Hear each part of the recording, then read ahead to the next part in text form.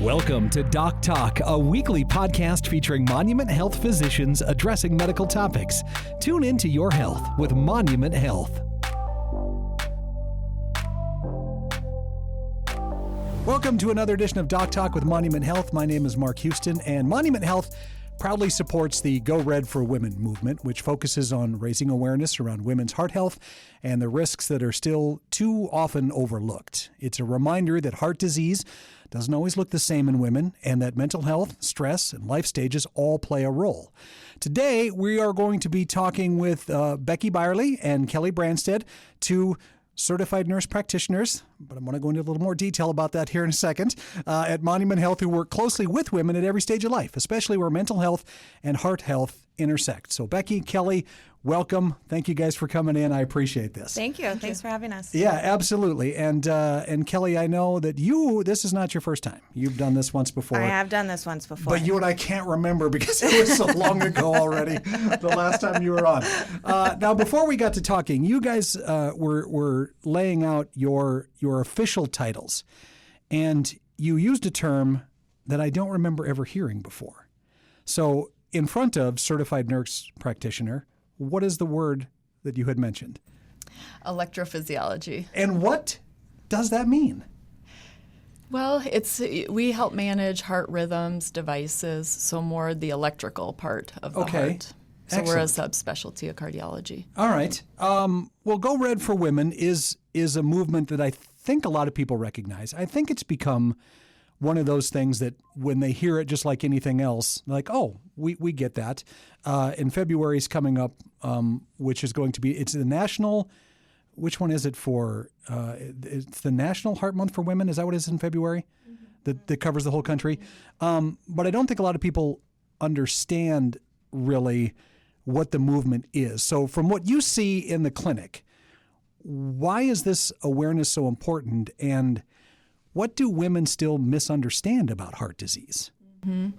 Yeah, so the month is important to bring awareness to women. Heart disease is the #1 killer of women in the U.S., and many women don't know that or realize it. So it's an opportunity, or it's a month where we can help increase awareness and, encourage early detection and just overall education for women about symptoms and concerns as it relates to their heart. Why is it so different? Well, it's different in the sense where symptoms can be different than men, and what we know as, that typical crushing chest pain, chest pressure that men experience. It's not like that for women, always, sometimes, Sure. But many women experience fatigue or dizziness, low back pain, just an overall sense of feeling unwell. So that can lead to, missing symptoms or misdiagnosing from a provider standpoint. So I guess what's so interesting to me is, why is the physiology so different? Men and women, we have hearts, we have everything that goes into it. Why does it show itself in different ways with women? I mean, why is that why isn't the crushing part that men feel the same for women if we have the same parts? Mm-hmm. Well, we have different hormones that can affect cardiovascular physiology throughout the lifespan. And we have, the symptoms that we have sometimes, are attributed to stress or anxiety, and we'll talk about the mental health piece. But because, those symptoms can be subtle too, I would say hormones is probably the biggest difference, getting back to what you're saying, but also environmental stresses. It seems so much harder for women than to determine.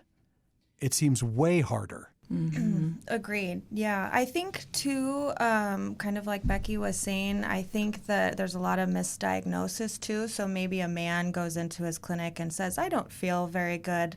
I've got, a niggling upper back pain or a niggling chest pain, and, the provider will look a little farther into it, considering the high risk of cardiovascular disease. And for women, it's often attributed to hormonal changes, stress, anxiety. So I think that the symptoms are allowed to linger for longer as well. I think it's just a multifold issue that needs, and that's what we're trying to do in the month of February too, is just get women aware of symptoms that they should be looking for and should be addressed. So they don't just think, well, if I just, pop some Tylenol or rest for a while, this will be fine. If it's something that lingers, then obviously you've got to see somebody. Well, then you've mentioned stress and anxiety and emotional loads that affect women's hearts over time, but the connection between stress and heart attacks or anxiety and heart attacks is really interesting to me, because they're not, in my mind, like physical manifestations of something, right? So how does that affect the heart? What does that do to it? It seems like it's more of a brain thing, but how does it get into that organ in your chest that can then cause a heart attack? It's actually really interesting. Since the last time I was here, I actually spent quite a bit of time. I transitioned and worked in mental health for a while. And after spending 18 months in working in mental health and now coming back to cardiology, it's something that I will say I never really thought about before. Actually, American Heart Association has recommended screening for mental health disorders in cardiovascular patients since 2008. The link between mental health disorders and cardiovascular disease has been ongoing for years, but it's just something that is often overlooked, not talked about. It's an uncomfortable subject. Sure. I, however, now don't feel that uncomfortable talking about it. So it's very interesting. It's kind of a twofold issue when it comes to mental health disorders, depression, anxiety, or even more serious disorders such as schizophrenia, bipolar disorder, post-traumatic stress disorder. And it's a two-way street. People that have mental health disorders are at a significantly higher risk of cardiovascular disease. In people with schizophrenia, they're actually at 100% increased risk of a cardiovascular disease, and it's the number one cause of death in those people. But people with cardiovascular disease are also more likely to have mental health disorders, anxiety and depression, post-traumatic stress disorder. So it's a two-way street. So if you think about it biologically, we always hear about fight or flight, sympathetic nervous system. So if you're anxious or if you're depressed, your body is constantly in that state of fight or flight. It increases your cortisol. It increases inflammation. It ends up increasing, it changes the way your body reacts to things. And over time, it increases inflammation. It leads to coronary artery disease, calcium deposits, high blood pressure, diabetes, metabolic syndrome. The list goes on and on. So it's something we don't address very often, but should be addressed. Well, it's just amazing that your brain can do that to the rest of your body, really, and cause that much. Well, like I say, stress on there. Does it affect any other organs that way too? Obviously, the heart would probably be the most serious.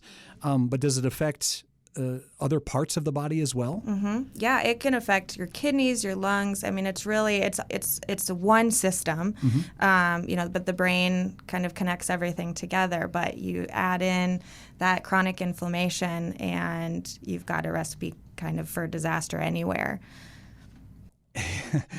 It's kind of hard to believe. I mean, really, that can mess you up so much, I guess. Well, we talked a little bit about what makes the symptoms different, but what if a woman feels this way? What are some of the most serious symptoms she should be looking for when it comes to worrying about whether or not she needs to go in and make sure that this isn't affecting her heart? Yeah, so kind of what we touched on is the, ongoing fatigue. And, it can be hard to differentiate. What is that, like fatigue? You hear that quite a bit. And we're all tired all day, all the time, it seems like. But what separates that from fatigue? Yeah, so it's not, I had a rough night of sleep and I'm tired the next day. It's kind of that ongoing, I can't put my finger on it. I thought I got enough rest. I'm not, it's like daytime napping. It's, just feeling like you can't do your daily activities because you're just so tired, where it's affecting your quality of life too. So that's a common one. We also see shortness of breath. Again, not just one time I just went up, 7 flights of stairs. But it's just kind of things you used to be able to do that now you're finding it's more challenging. Low back pain, just a general feeling of unwell. And some women do experience that chest pain as well. But anything that feels kind of out of your norm, we're recommending, to seek care early, not waiting too long. But those would be the kind of the main symptoms. But in general, anything out of the ordinary, talk to a provider about. It is, when I listen to you to list off, shortness of breath and low back pain, and I kind of go back to those seem to be things we all experience, especially as we get older to begin with. That's what makes this, for you guys, it seems to make it very difficult to pin this down to it being something that could affect your heart. And I don't think a lot of people, that's why when I see things like fatigue or shortness of breath or, like you said, low back pain, I wonder how specific does it need to be? When do you really start to look at it as like, I have to go in? Because it seems so vague still when you hear those statements. Mm-hmm. It is, and that's why it's often missed or misdiagnosed. But I guess the message would be, for women is if you don't feel like it's right, then seek care. There's no set amount of time. There's not, this has been going on for 1 day versus 30 days. There's none of that. But just if this is out of the norm, it's affecting your quality of life or daily activities, seek care. It really is understanding how your body works and paying attention to it. And I don't think enough of us do that anymore because we think, well, we have enough over-the-counter medication or we have things that take the issue away for a short period of time and then you feel good and then you just don't go to the doctor. I mean, really, this whole podcast can be about go see your doctor once a year and just have these conversations. Mm-hmm. Don't sit with it. It's so hard to get people to do that, whether for financial issues, whether time, or they just feel like, well, I don't need this. I've lived 50 years and with this and I'm okay. But I suppose that's when it starts to get more serious too, as you get older, I would assume as well. Going back to the mental health part of it a little bit, I know that depression can be kind of quiet and easy to normalize in some instances. How does it increase heart risk, even when someone feels like they're managing it day to day? It kind of goes back to kind of exactly what you said. It's easy to kind of tuck it under the covers. I feel like I'm managing it. So not only does depression cause those biological changes we talked about, it also leads to poor lifestyle habits as well. Depression often, two of the the most often seen symptoms of depression is lack of interest in doing things you normally enjoy. So, and, feeling down, feeling low. So you don't have to feel that you're in this deep, dark depression, you can't get out of bed. Sometimes it is just that underlying feeling of, I don't want to do anything. So if you used to enjoy walking your dog, you used to enjoy exercising, you used to enjoy cooking healthy foods, and now you're going through the drive-thru and you're not exercising and you're not doing things that are enjoyable and good for you. We all know that lack of exercise, poor diet, poor nutrition, not taking care of your body also leads to coronary or cardiovascular disease in general. And so it's kind of a twofold issue, both the bodily changes and also the choices you make for yourself. Now, one thing, too, I found interesting in kind of looking through a little of this research for this is pregnancy complications. They can also play a part in this, too, can't they? For women that have had that, how can they influence a woman's heart down the road? How does that happen with the complications? It's really fascinating. Women. Hold on before you go on. Yeah. Let's talk about what a pregnancy complication would be.